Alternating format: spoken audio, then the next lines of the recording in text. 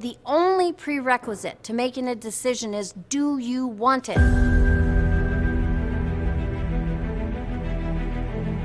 I'm Sandy Gallagher, and I'm the CEO and co-founder of the Proctor Gallagher Institute. The purpose of our company is to help people connect to their higher side.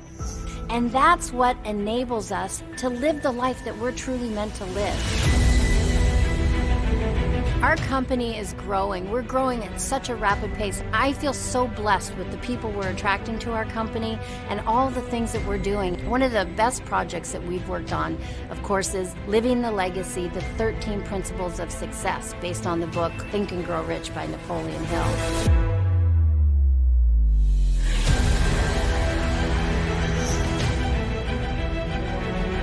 We've been working for over a year on this program, just getting all the information out of Bob, drawing it out of him, all the 57 years he's been studying this and teaching this. And we wanted it all just condensed in this program that covers all the 13 principles of success.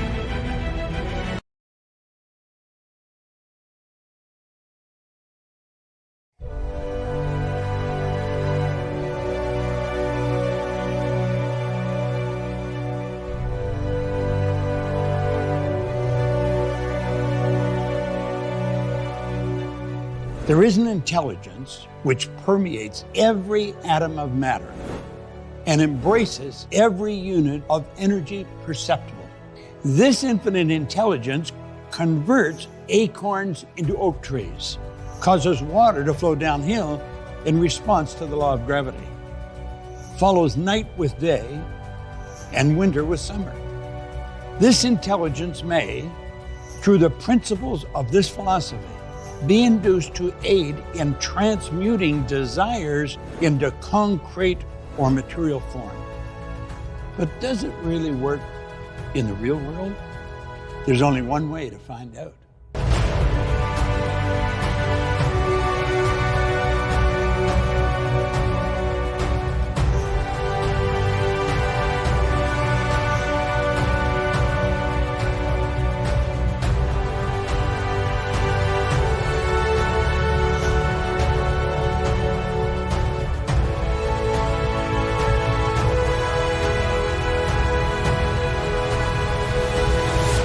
Hello there and welcome. Do you know, you and I are supposed to be here. We're in the right place at the right time. There are no accidents in this whole universe. Everything operates in an orderly way. You've been wandering around, I would imagine, with a desire inside that you really want to improve any or maybe all areas of your life. What you're going to hear will enable you to change that. And this is all about you. It's not about me, it's about you.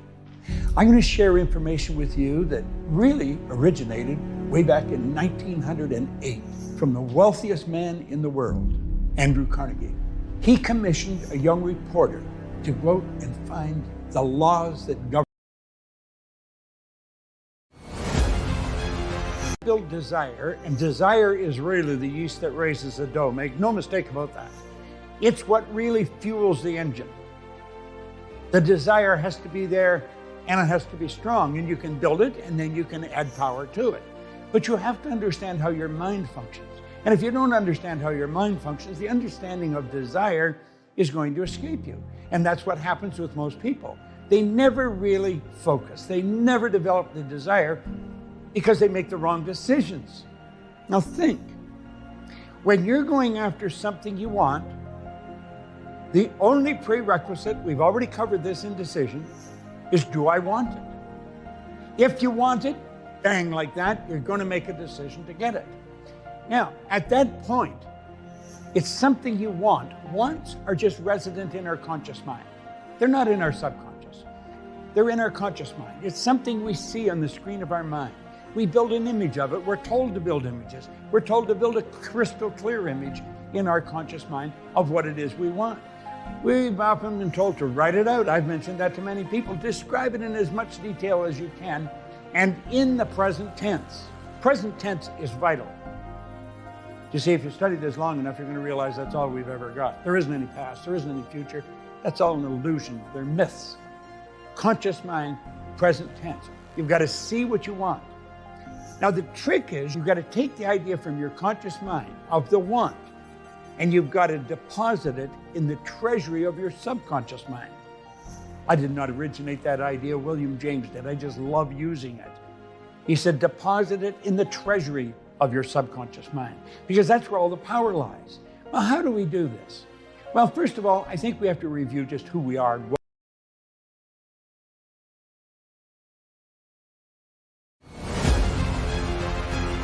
We're working with a higher side of our own personality, and we do it unconsciously. And intuition is one of the most valuable.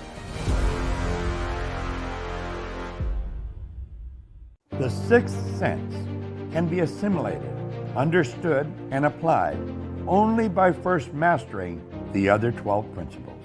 One of the very important success principles that Hill wrote about was the sixth sense. And you know, I'm of the opinion it's not a sense at all. It's a higher faculty that as humans we have. All the other little creatures operate with 5 senses. We do too.